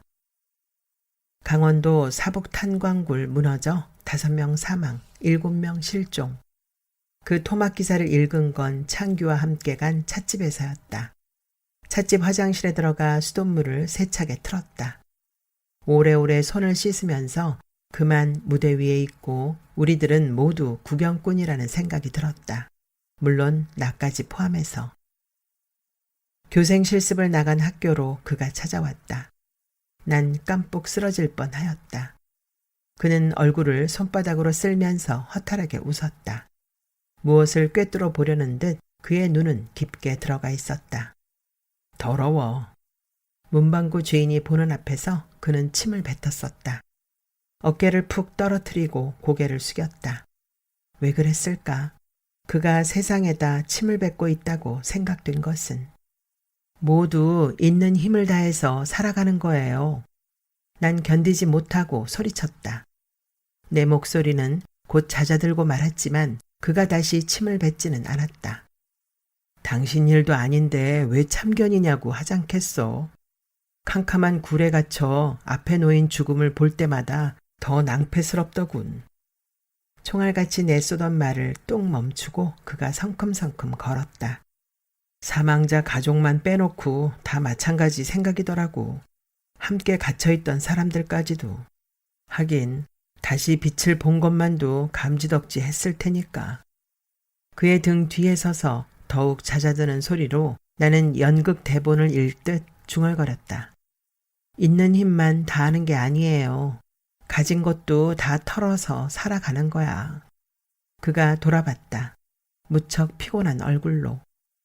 그의 손톱과 발톱 속에서 검은 찌꺼기들이 모두 빠지는 데만도 꼬박 나흘이 걸렸다. 그는 아무 것에도 의욕을 못 느끼고 무력감에 빠져 오래 비워둔 그의 자취방에 틀어박혀 무엇인가 골똘히 생각하기 시작했다. 꽤 오랫동안. 차창밖 하늘이 어두워 보인다. 지나온 어느 곳, 이제 맞닿게 될 어디쯤에선 눈이 내릴지도 모르겠다. 일정한 속도, 일정한 소음을 남겨두고 레일 위를 질주하는 건 기차가 아니고 풍경일지도 모르지. 신경의 밑둥까지 의자 밑으로 가라앉는 것 아닌지. 폭삭 사그러드는 느낌을 떨치려 몸을 세웠다. 내가 졸업시험을 끝냈을 때 그는 무슨 생각에선가 털고 일어나 포장마차를 시작했다. 포장마차라니 의아했지만 그가 생각 속에서 일어나 준 게 다행스러웠을 뿐이다. 그는 상기될 정도로 그 일에 열중했다. 꼬치 국물에 은근한 맛을 주려고 물을 큼직하게 칼질하거나 물을 팔팔 끓여 국숫가락을 건져내거나 꼼장어에 양념 간장을 묻혀 석쇠에 얹는 일들을 얼마나 신중하고 정성스럽게 하던지 어느 순간은 아름답기까지 했다. 그가 면발이 가는 국수를 따뜻하게 말아주었다. 신용이 아니라 정말 맛있어. 내가 국물까지 푸르르 다 마시면 더 줄까? 그는 솔직하고 구김없이 웃었다. 분주한 그를 보며 논문 손질을 마저 마치고 앞치마를 두르고 도우리라 생각했다. 화장실에 가는지 중년 사내가 머리를 쓸어 올리며 뒤쪽으로 건너간다. 사내의 구부린 뒷모습이 문득 아버지를 떠올리게 한다. 아버지도 이젠 새치가 희끗하겠지. 그날 사고로 아버진 오른다리를 잃었다. 기우뚱거리면서 마루에 앉아있거나 마당을 들어서는 내 눈과 마주치면 시선을 황급히 돌려버렸다. 주변 사람들의 방문에 노골적으로 화를 냈고 누굴 만나지도 찾아가려 하지도 않았다. 아버지의 칩거로 집안에 넘치던 화기는 냉기로 변하고 반짝반짝 빛났던 것들에게선 녹이 묻어났다. 어머니가 의족을 권했을 때부터 아버지의 독은 어머니에게로 퍼부어졌다. 이깟 곰으로 나를 치장하라고? 왜? 이 꼴이 벌써 보기조차 싫어졌나? 트집 될 곳도 없는 걸 꼬투리 잡아 아버진 어머니를 들볶기 시작했다. 아버지를 괴롭힌 것은 이웃들의 안된 눈길과 어머니의 아름다움이었다. 내가 자랑스럽게 여긴 경관이란 아버지 직업은 역효과였다. 의심과 경계가 몸에 뱄던 아버지의 직업의식은 온통 어머니에게로 집중되었다. 어머니의 걸음까지 꼬투리의 대상이 되었을 때 어머니는 입덧을 했다. 그럴 때 쓰는 말이 설상가상이리라. 나를 낳고 소식이 없어 애타게 고대하던 일이 시행착오를 범했던 거였다. 어머닌 늦은 입덧이 아버지의 언 마음을 녹여주리라 생각했는지 병원에 다녀와 화사하게 웃었지만 아버진 길길이 뛰었다. 어느 놈이야? 바로 되지 않음 죽여버리겠어. 어머닌 마당을 나뒹굴었고 난 그만 섬뜩해져 버렸다. 아버지의 손이 나를 가리켰던 것이다. 저건 어느 놈 딸이야? 나자빠진 어머니의 일그러진 웃음엔 사뭇 광기가 느껴졌다. 아버지의 연일 이어지는 육탄 공세로 14년 만에 새로 가진 아이가 떨어져 나갔을 때 어머닌 창백하게 질린 얼굴로 내 손을 끌었다. 가자, 명예야. 낯선 간이역 벽시계가 2시 20분을 가리킨다. 케냐 남자와의 약속이 1시간 20분 지난 셈이다. 어머니는 내 방문 앞에 계실지도 모르겠다. 잠긴 자물쇠통을 흔들어 내 부재를 확인할 때 어머니 가슴을 쓸고 간 쓸쓸함이 짚어진다. 어쩌면 케냐 남자에게 어렵게 다음 약속을 만들어 두셨는지도. 사람들이 만들어 놓은 울타리, 난 어느 속에 속할까? 무리 속에 알맞게 흡수되려면 적당히 자기를 포기하면 되는 게 아니던가. 논문 손질도 마치기 전 새로운 모양, 냄새로 그는 패배했다. 삶의 영역은 이미 일찍 눈뜬 사람들로부터 복잡한 금이 그어져 있다. 그는 금 밖에 우리 새끼였다. 단속반원들이 빼앗아간 것은 단순한 포장마차가 아니었다. 그가 사북에서 해고수당으로 받아온 임금이었고 그의 어머니가 꼬박꼬박 붙여오는 피였다. 멍청해져 있는 나를 향해 외려 그는 담담했다. 재수가 없었을 뿐이야. 그의 간단한 말의 깊이가 어디인지 짐작해 보려다가 들고 있던 논문 자료를 길바닥에 떨어뜨렸다. 잘 된 거야. 어차피 난 터잡이들한테 위협받고 있었으니까. 멀리 보이던 잔설에 덮여있던 밭고랑과 논뚝들이 새눈을 받으면서 가까운 풍경 속으로 급히 끼어든다. 그때마다 바람의 센 숨결을 느끼겠다. 들판이 하얗게 가려지고 비슷한 풍경들도 하얗게 덮여 천지엔 온통 눈만 보인다. 졸업식이 있던 날도 저렇게 눈이 펑펑 쏟아졌었지. 함께 졸업을 해야 할 식장에 그는 하객으로 와 있었다. 모습을 보이지 않던 그가 나타나자 동료들이 모여들었다. 형, 어쩔 수가 없었어. 누군가가 체념조로 말했다. 다 우리 잘못이야. 그렇게 말한 사람은 그와 함께 복학한 동료였다. 창규만은 그에게 아무 말도 하지 않았다. 그러나 식장에 들뜬 분위기, 가족들을 비롯한 그 많은 인파에 섞이지 않고 끝까지 그의 곁에 있어준 건 창규였다. 선물이야. 함께 있어주던 창규가 가고 난 뒤 그가 부시럭거리며 조그만 걸 내게 내밀었다. 선물도 할 줄 알아요? 그때 내 눈은 동그랗다 못해 땡그랬을 터였다. 그가 웃었다. 지금 풀어봐도 돼요? 그는 또 한 번 흐흐 웃었다. 그날 나를 바래다주는 길목 어느 집에 따뜻한 불빛이 새어나는 어둠 속에서 그가 말했었지. 널 사랑해. 어떡하지? 가슴 밑바닥으로 어떡하지? 라는 말이 떨어져 내려 난 움찔했었다. 포장지 속엔 빨간 장갑 2짝이 나란히 포개져 있었다. 내가 끼고 다니던 5손가락 장갑 끝이 달아해진 것을 그가 보았는가. 콧잔등이 찡하니 울려서 그와 작별을 나눈 골목으로 뛰어나갔다. 사람은 없고 외등갓 위로 하얀 무녀들의 고개가 번뜩이고 있었다. 꿈결같이. 그때 나도 그를 사랑한다고 말했던가. 어느 곳에서부턴가 눈이 그쳐 있다. 그와 함께 로터리로 나서는데 늘 주동이었던 선배가 그부와 결혼을 했었다. 난 그녀를 잘 몰랐지만 결혼식에 참석했다. 2층 신부 대기실에서 백합 부케를 들고 있는 그녀와 시선이 짧게 마주쳤을 때 아름다워 라고 말했던 기억이 있다. 웨딩 마치 때문이 아닌 특별한 아름다움이 그녀에게 있었으므로 잇몸까지 다 드러내고 웃는 웃음 때문이었는지도 모른다. 식이 끝날 때까지 그녀는 그렇게 웃었다. 그녀가 신혼여행지에서 짧은 엽서를 보내왔다. 사람은 누구나 다 외로운 것이고 그것은 다른 형태로 바꿀 수 없는 무서운 것이야. 언제부터 그런 생각이 들었는지는 정확히 모르지만 어떤 상처가 깊숙이 자리 잡을 때부터였을 거야. 외로움 앞엔 무엇으로부터도 안전할 수 없어. 말줄임표의 까만 점이 6개쯤 찍혀 있는 맨 끝에 그녀는 사랑받게 라고 쓰고 있었다. 외로움은 무서울 뿐 아니라 깊이 들어가면 길을 잃어버리게 되는 건 아닐까. 어느 길로 들어왔는지 입구 출구를 전혀 찾을 수 없고 버려졌다는 슬픔에 사로잡히고 말지. 돌아가는 길 표시에 그레텔의 빵 조각은 딱따구리가 먹어 치워버리고.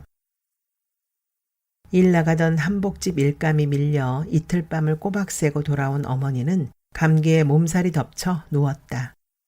위궤혈이 고질이 되었다는 건 병원에 가서야 알게 됐지만 아버지와 헤어진 외로움과 내가 주는 긴장이 어머니를 더 아프게 했을 것이다. 어머니는 사흘을 계속 고열에 시달리면서도 자꾸 춥다고 떨었다. 손을 내줬다가 깜빡 정신을 놓기도 하였다. 조제약은 목으로 넘기기도 전에 토해냈다. 미움도 물도 다 토해냈다. 학교에서 돌아오면 어머니는 좀 더 나빠져 있었다. 혹시 어머니가 영영 못 일어나시는 게 아닐까? 무슨 정신으로 아버지 집에까지 갔는지 모른다. 차를 탄 시간 외엔 정신없이 뛰었다. 초인종을 눌렀는데 문을 따주는 시간이 얼마나 길게 느껴지던지. 문 밖에서 아버지 나예요. 명예예요. 하고 소리쳤다. 네가 웬일이냐? 내 다급함에는 상관없이 아버진 한참이나 바라본 후에야 물었다. 병원비? 어떻게 그만한 돈이 갑자기 생겨? 망망에 있는 나를 할머니가 추스렸다. 며칠 후에 다시 와보려무나. 며칠 후엔 어머닌 죽고 말 거야. 난 그 말을 밖에 내지는 않았다. 낯설음 때문에 집을 나온 지 1년도 안 되어 내 방과 내 창문에 모두 덧문이 쳐져 있는 게 보였으므로. 어머니는 한복집 아주머니 도움으로 병원에 옮겨졌다. 그때야 난 소리 죽여 울었다. 어머니가 너무 불쌍해서. 눈밭 위로 햇살이 내려앉고 있다. 그의 어머니가 학교를 다녀간 날 무엇인가에 상처 입은 기분으로 많은 길을 걸었다. 자꾸 가라앉으며 몇 번인가 진저를 치면서. 앙금진 기분 그 진저리의 끝간 곳에 산부인과가 있었다. 그가 알까? 그것은 내가 온 힘을 다해서 일으킨 반란이었다는 것을. 고갯길을 내려오고 다리를 건넌 버스가 마을 초입에서 멎는다. 소년과 나를 내려다 놓고 미끄러운 길을 거북이처럼 천천히 달린다. 역에서 대흥리로 들어가는 버스를 타고 과교 동창고 앞에서 내려달라고 해. 깨진 단추코를 매만지며 그가 말했었다. 근면 자조 협동 창고벽에 푸른 글씨가 선명하다. 창고 앞 맞은편 사이길로 접어들면 우물이 나온다 했다. 사이길로 접어든다. 어디엔가 숨어있던 사람이 확 몰려와 얼굴을 때린다. 기차를 내려 가게에서 산 귤이 담긴 봉지가 바스락 소리를 낸다. 창고 앞 사이길 이라길래 그 길로 접어들면 골목이 나오고 집들이 나오고 마을로 들어설 줄 알았는데 그게 아니다. 꽤 길다. 그 끝에 마을이 보인다. 양편은 나무 한 그루 없는 허허 벌판이다. 삶에는 분명 기습이 있다. 아버지가 그랬고 그의 절망이 그랬고 심지어 어머니까지 내겐 기습적이었다. 내가 아이들을 가르치기 시작하고 1년쯤 지났을 때 어머닌 재혼할 뜻을 비쳤다. 생각지도 않았던 터라 무슨 소리예요? 라고 간단히 말을 끊고 말았다. 아버지의 의처증이 괜한 것이 아니었는가. 설령 그렇더라도 이제 와서 새삼스럽게. 너무도 팔짝 뛰는 내 모습에 놀라셨는지 어머니는 웃만 떼놓고 말았다. 그건 내게나 새삼스러운 일이지 어머니에겐 새삼스러운 일이 아닐지도 모른다는 생각에 이를 때까지 2달이나 걸렸다. 일정한 한복일을 얻기까지 파출부 일도 서슴지 않았던 어머니라는 생각이 내 마음을 수그러들게 했다. 어머니께서 원하시는 일인데. 그러나 기습은 거기서 끝나지 않았다. 10여 년을 홀로 살다가 재혼할 생각을 할 때엔 상대의 경제력이 튼튼하다든가 아니면 그에게 특별한 애정이 있어서 그러리라 생각했다. 그러나 어머니는 간단히 옷가지만 챙겨 터만 옮겨갔다. 그날 10여 년 만에 처음 아버지를 찾아갔다. 놀랍게도 아버진 새 여자와 살고 있었는데 여자와의 사이에 두 아들이 터울없이 건강하게 자라고 있었다. 팽팽한 긴장 속에 시위가 툭 끊어지며 힘이 빠졌다. 어머니의 재혼을 알리면서 상대가 월남전쟁에 참전한 상위 용사며 어미가 버리고 간 토끼가 셋이나 딸렸다는 걸 말하지는 못했다. 왜 어머니가 그 어둠 속으로 스스로 뛰어들었는지 난 지금도 모른다. 어머니의 소심한 가슴 어느 곳에 그만한 담력이 숨어 있었는가도. 귤봉지를 왼손으로 옮겨주려는 순간이었다. 벼랑간 시커먼 구름대가 쏜살같이 몰려왔다. 공중에서 들판으로 내려앉는 기세가 너무도 요란하여 난 그만 귤봉지를 놓치고 말았다. 난 소스라친다. 눈 바닥 위로 주홍빛 귤들이 산산이 흩어져 있다. 길 양편 들판으로 까마귀 떼들은 검은 날개를 퍼득이며 내려앉는다. 눈길 위로 떨어진 귤들을 주워 담는다. 내 기척에 푸드득거리면서도 달아나지 않는다. 창규가 일러준 대로 그가 일하는 공사장을 찾아갔을 때 그는 등지개를 지고 오줌을 누고 있었다. 모래와 시멘트를 섞는 삽질 소리, 네모판에 찍혀져 나오는 블록들, 일정하게 틀만 움직이고 있는 사람들을 언덕에 앉아 바라보며 일이 종료되길 기다렸다. 그는 블록을 지고 임시 계단용 사다리를 반복해서 오르내렸다. 사다리를 내려오면서 이따금 내 쪽을 바라보며 잠깐 서 있곤 했다. 거리가 멀어 그의 얼굴을 볼 수는 없었다. 이윽고 해가 지고 내가 앉아있던 언덕변 맞은편 하늘에 붉은 노을이 깔렸다. 때에 저른 목장갑을 툭툭 털며 그가 내 곁에 와 앉았다. 하루 벌이가 괜찮아. 일당으로 받은 지폐를 꺼내 보이며 그가 흐흐 웃었다. 뭐 먹고 싶은 거 있으면 다 말해. 포식시켜 줄 테니까. 그는 버림받았다는 생각을 하기 시작했다. 수없이 쓴 이력서가 번번이 수포가 되었을 때부터였는지 아니면 우산 장사를 했던 그 장마 때부터였는지 출판사 세일즈맨으로 입사한 보름 동안 한 건도 못 올리고 스스로 포기한 그 어느 틈에서부터 그 생각을 하기 시작했는지는 모른다. 버림받았다는 생각의 끄트머리에서 그는 소지하고 있던 모든 책들을 버렸다. 아끼는 만큼 심취해 있던 책들을 난폭하게 태우고 찢어버리는 그의 절망을 난 보고만 있지 못했다. 그래서 말했다. 결혼을 하자고. 그에게 조금만큼의 희망이 되어주고 싶다는 생각에서. 위험한 걸 좋아하지 않잖아, 넌. 그에게서 돌아온 말은 그것이었다. 그의 말이 틀린 데는 없었다. 위험한 걸 좋아하지 않은 건 사실이었다. 그를 무릎 꿇린 함성이 맹목적이지만은 않다는 걸 알면서 가세하지 못한 건 최루가스를 피해 화장실로 달려간 건 모두 위기를 느껴서였다. 거기다 수석을 해야 한다는 당위성이 내게 있었으니까. 대문이 활짝 열려 있다. 열려 있을 뿐 아니라 바람에 대문이 닫혀지지 않게 큼직한 돌로 괴어 놓았다. 대문으로 한 발짝 들어선다. 아무 기척도 느껴오지 않는 집은 넓고 휑하다. 앙상한 감나무 가지 위에도 바람은 있다. 쿨럭 깊은 곳에서 올라오는 기침 소리가 바람과 섞인다. 계세요? 안에서 알아듣기엔 소리가 턱없이 작다. 처마 밑과 쌓아놓은 집더미에 크고 작은 고드름이 주렁주렁하다. 누구 안 계세요? 이미 내 몸은 대문에서 10발짝도 더 들어와 있다. 컹. 내 기척을 이제 느낀 것인가?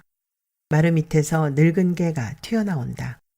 뛰어나오던 기세를 멈추고 늙은 개는 꼬리를 오그려 붙이고 짖기 시작한다. 방문이 열린다. 누구 왔소? 누워 있었던 듯 노인이 반쯤 몸을 내밀고 마당을 살핀다. 노인의 시선이 내게로 와서 멎는다. 저예요, 명예. 누구? 누구라고? 노인은 머리에 동여맸던 무명띠를 풀고 옷자락을 여미며 밖으로 나온다. 대돌 위에 털신을 꿰면서 노인은 비틀거린다. 내가 안으로 한 걸음 옮기자 늙은 개가 다시 기세를 높이며 막아선다. 새끼를 낳은 지 얼마 안 되어 그렇다우. 노인의 동공이 내 얼굴에서 정지한다. 명해? 명해 맞지? 이런 추운데 이걸 어쩌나. 노인은 단박 달려와서 내 어깨를 만져보고 팔을 짚어본다. 노인의 발에 신발이 없다. 면 양말 위에 덮어선 코가 납작하게 눌려있다. 내 속을 까맣게 태우고 있던 안타까움이 와르르 무너지는 소리를 낸다. 노인은 내 손을 아랫목 이불 속에 끌어넣는다. 괭이가 박히고 가시가 돋은 노인의 손바닥. 그 안에 따뜻한 피의 감촉이 닿는다. 방바닥의 온기보다 더 따뜻한. 추운데 이 먼 곳에 누워 있었던 게 아닌가 보았다.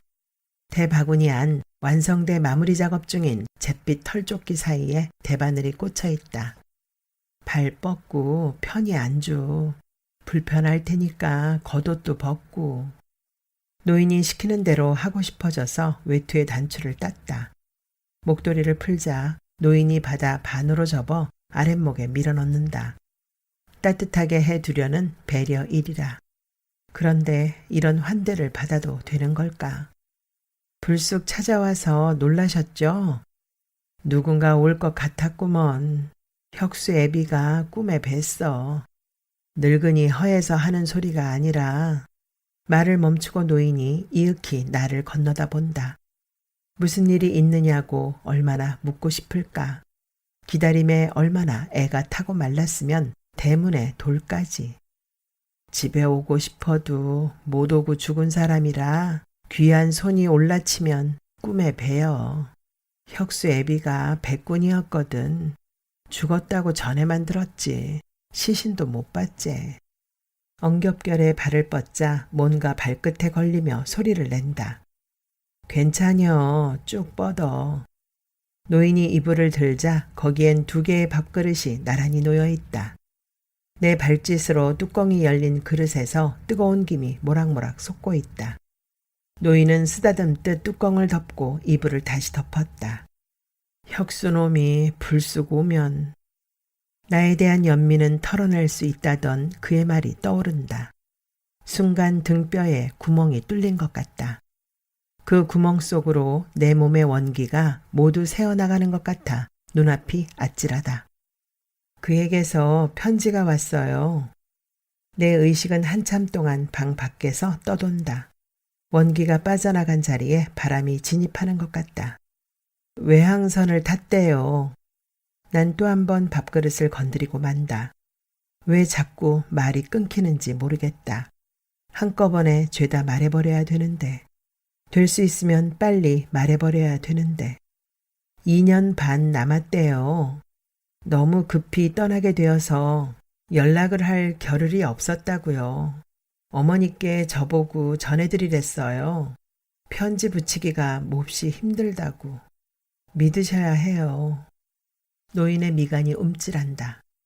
믿으셔야 해요. 라니. 어쩌자고 그런 실수를. 문고리가 달그락거린다. 밖의 바람을 막아주기엔 창호지가 너무 얇아 보인다. 반이나 허옇게 센 머리카락이 빈혈을 빠져나와 앞니마를 가렸다. 노인이 찬찬히 나를 본다. 동요 없이 침착한 빛이 오히려 불안하다. 바람은 어쩌자고 쉬지도 않고 저리 칼처럼 불까. 그럼 난 믿고 말고. 난 그놈이 뭘 해도 다 믿어. 그놈이 하는 일인데.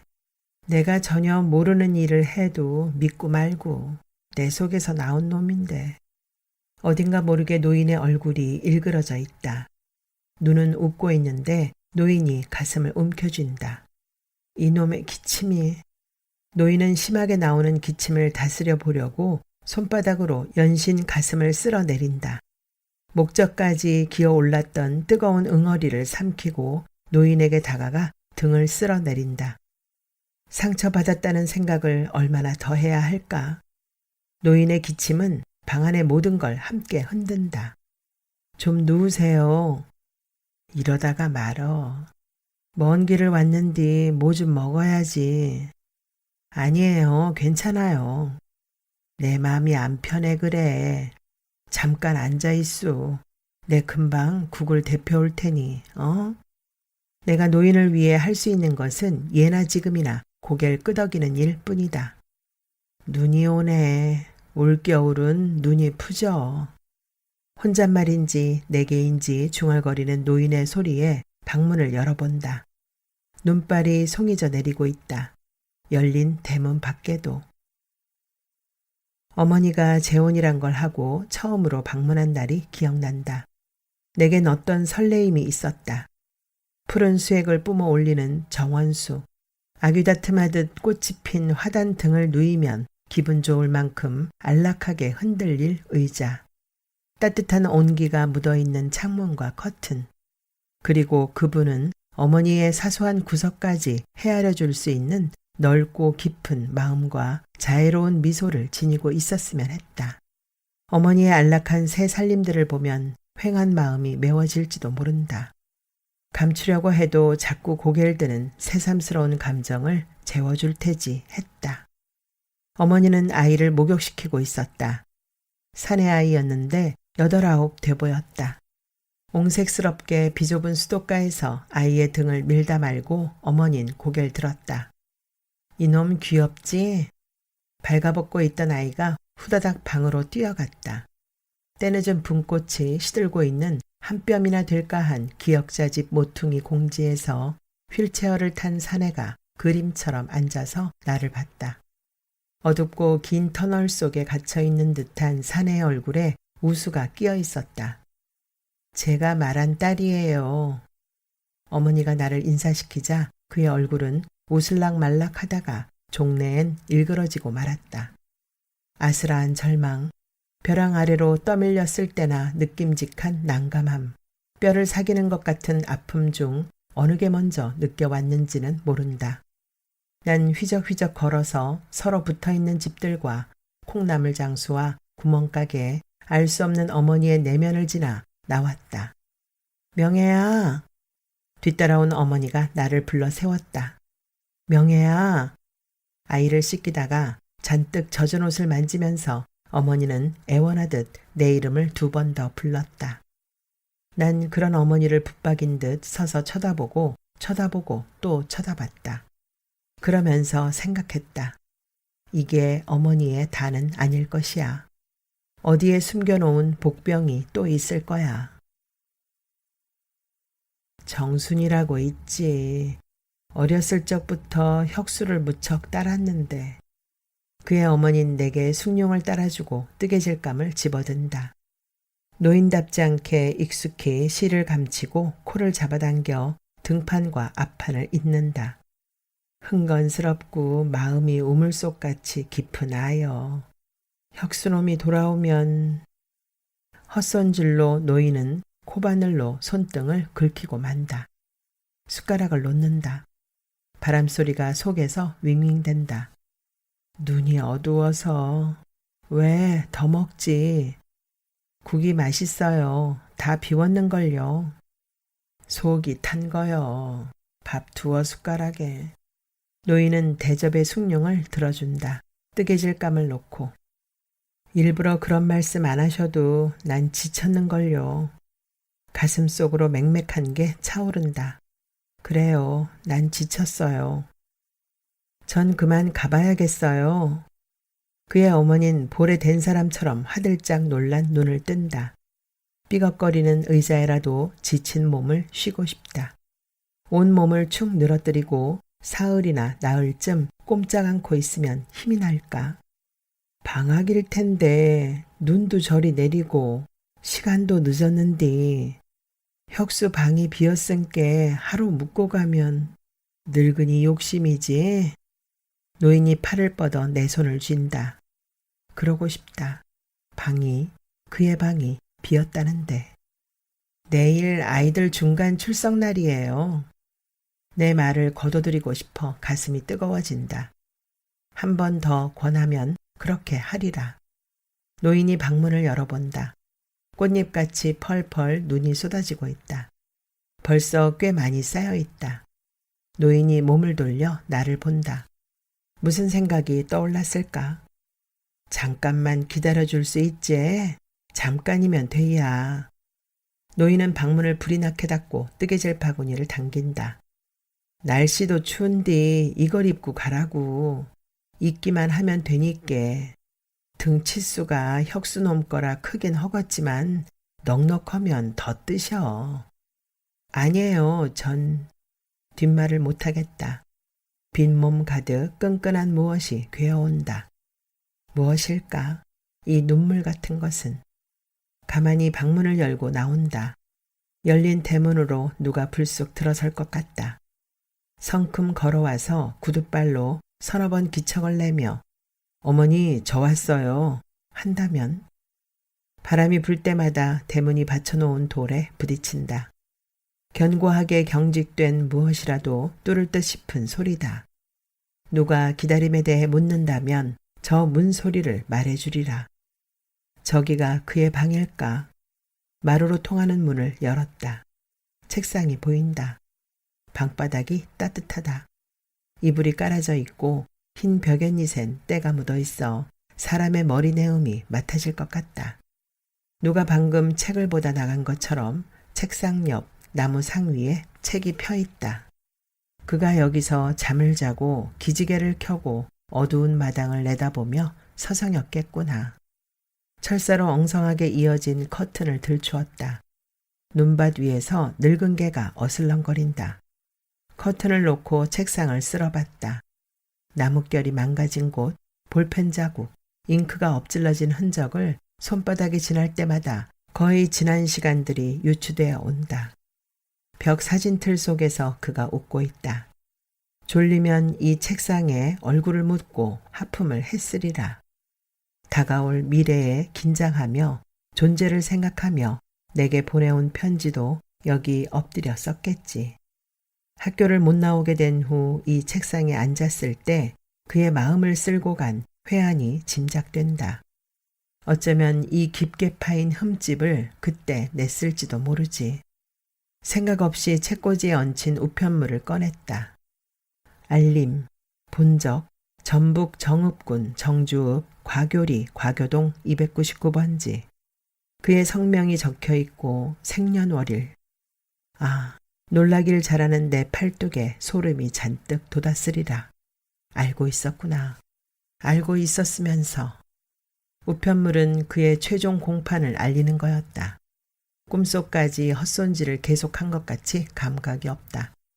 그가 형을 받은 걸 이미 1년 반 전에 알고 있었으면서. 도대체 내가 모르는 것들, 내 가슴으로 미처 받아들이지 못한 일들이 도처에 얼마나 많이 숨어 있는 걸까? 노인이 나를 보고 서 있다. 난 그만 황황해져 들고 있던 우편물을 떨어뜨렸다. 노인과 나 사이에 어색한 침묵이 계속돼도 그는 사진틀 속에서 웃고만 있다. 내가 떨어뜨린 우편물을 노인이 주워 올린다. 색이 좀 환했으면 더 좋았을 텐데. 담담하게 조끼를 내밀면서 노인은 우편물을 다시 서랍을 열고 넣는다. 모른 척할 셈이었제. 놈이 그걸 원하니께. 볕도 안 들 곳에 버려둔 마음이야 썩어나지만 창살 밖에서 몇 분 만나야 늙은이 얼굴 대하면 지놈 속만 꺼멓게 탈 거고. 어떻게 아셨어요? 그는 동거인을 분명 창규로 댔다고 했었다. 노인은 사진틀 속의 얼굴을 잠깐 올려본다. 학교 찾아간 다음 날 광고를 냈제. 서울에 동생이 살고 있는데 부탁을 했어. 그땐 하도 기운이 없어서 이러다간 죽지 싶어서 그놈 만나야 쓰겄다는 생각뿐이었어. 그래서 서울을 갔던 거요. 광고를 낸 다음 날 뜻밖의 구치소에서 전화가 왔다고 했다. 찾아가서 만난 사람은 그가 아니라 담당 경관이었단다. 나를 모르게 해달라고 호소를 했단 거요. 나한테 묻더구만. 그래도 만나봐야 쓰겄으면 만나게 해준다고. 처음엔 그러겠다 해놓고 생각해 본 게 그게 아니여. 그냥 맥없이 돌아왔제. 공판 결과나 알려달라 부탁하고. 근데 공판정에는 갔었구만. 얼굴이나 볼까 해서. 곧 어두워질 텐데 서둘러. 사진 속 그의 얼굴을 쓸어보고 나를 향해 노인이 가만 웃는다. 손에 경련이 나서 손목에 힘을 주려니까 이번엔 턱이 떨려온다. 어여 입고 나와. 내 신경들의 동요를 알아챘는지 노인이 황급히 방문을 연다. 빈 방 안에서 내 세포들은 안심하고 어디가 먼저랄 것도 없이 일제히 고개를 젖힌다. 팔, 목, 다리, 몸 전체가 지진을 만난 것처럼 휘청대더니 후들후들 떨린다. 주저앉았다. 어느 집에서 저녁밥을 짓는 연기가 오른다. 멀리서 보니 마을은 눈밭에 우뚝 솟은 성체 같다. 들판이 끝나는 마을 뒤 산등성이 끝자락에 해가 걸려 있다. 안개 속같이 희끄무레한 하늘 때문에 해는 붉은 빛을 잃고 동그란 자태만 드러나 있다. 눈은 사방을 덮어버리고도 그 위로 소복이 또 쌓인다. 노인은 괴롭게 기침을 하면서도 가볍게 앞서 걷는다. 그만 들어가세요. 몇 번째 권유인지 모른다. 노인은 역시 손을 내젓는다. 기침이 덧나겠어요. 그만 들어가세요. 저기까지만. 노인이 가리킨 곳은 움집인 줄 알았던 우물이다. 다리가 무겁다. 로터리까지 나간 동료들이 호각 소리에 쫓겨 다시 학교로 밀려오거나 어느 담벼락으로 몸을 숨기는 걸 볼 때도 따끔거리는 눈을 씻으려고 수도가를 찾을 때도 이렇게 다리가 무거웠었다. 확신에 차 있지도 무관심하지도 못한 나 자신을 쓰러뜨리고 싶었을 때도 꿈을 꾸고 있는 건가? 이러다가는 방향 감각을 아예 잃고 말지. 바로 눈앞에서 흩날리는 눈송이들이 깜빡 멀어져서 그쳐버린 것인가 하고 눈을 크게 떠보면 사방에서 어지럽게 난무한다. 내가 비틀거렸던가. 노인이 내 어깨를 감싸준다. 순간 왜소하고 작은 노인이 나의 몇 배나 돼 보인다. 70년을 넘게 살아낸 기다림에 지치지 않는 노인의 의지 때문이리라. 저녁밥 짓는 연기가 이 집 저 집에서 솟아오른다. 눈발과 연기로 인해 마을이 한참이나 더 멀게 느껴진다.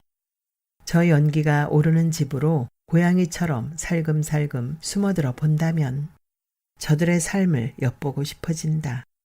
고삿길을 돌아 낮은 담을 들여다보며 서로 섞인 신발의 짝을 맞춰보다가 거짓없이 흘러나오는 웃음소리를 듣게 된다면 문 밖이라 하더라도 금세 따뜻하고 넉넉해지리라 저들에겐.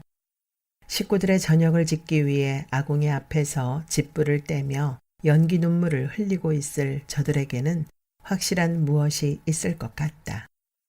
도망치거나 비켜나지 않고 삶이 주는 아픔을 문질러 쓰다듬을 줄 아는, 흉터를 가슴 속에서 사귈 줄 아는, 갑자기 내 어깨를 감싸고 있는 노인의 팔에서 스르륵 힘이 빠지는가 했는데 그만 푹 고꾸라진다. 어머니! 엉겹결에 어머니란 소리가 튀어나온다. 노인은 고꾸라져서 심한 기침을 해댄다. 난 흠칫 뒤로 물러섰다. 눈발 위로 검은 빛깔에 가까운 핏덩이가 흥건하다. 파랗게 질린 얼굴을 추운 탓이라고만 생각하다니. 연신 각혈을 쏟아낸 노인은 기진에 쓰러졌다. 노인을 일으켰다. 몹쓸 사람, 이런 줄도 모르고. 목도리를 풀어 노인의 입술 언저리를 닦았다. 저고리와 손바닥, 치마에 묻어있는 피도. 노인을 등에 업었다. 무게가 느껴지지 않는다. 허수아비 같다. 사람이 이렇게 가벼울 수 있다는 게 놀랍다. 정신 차리세요. 말은 얼어붙어 떼지지 않는다. 오던 길로 돌아섰다. 노인을 업고 뛰는데 눈물이 주르르 흐른다. 이 기습은 그에게 얼마나 치명적일까. 춥고 서늘한 벽에 등을 대고 앉아서 그는 삶에 대한 불신으로 마음을 온통 닫아 걸리라. 아, 달라진 건 없다. 내가 조금 지쳐 있었을 뿐. 서울에 가면 그에게 책과 속옷과 치약을 영치해 주리라. 그리고 말하겠다. 외항 선원으로 항해를 떠난 거라고. 돌아올 때는 튼튼한 가슴으로 만선의 닻을 내려야 한다고. 그의 어머니 엉덩이를 두른 손이 시렵다. 장갑을 또 어디다 뒀던가. 면회 대기실, 서울역, 기차 속, 귤 가게집, 생각이 안 난다. 전혀 모르겠다. 영원히 잃어버리지 않도록 가슴 속에 낯짝으로 끼워 두었는지도.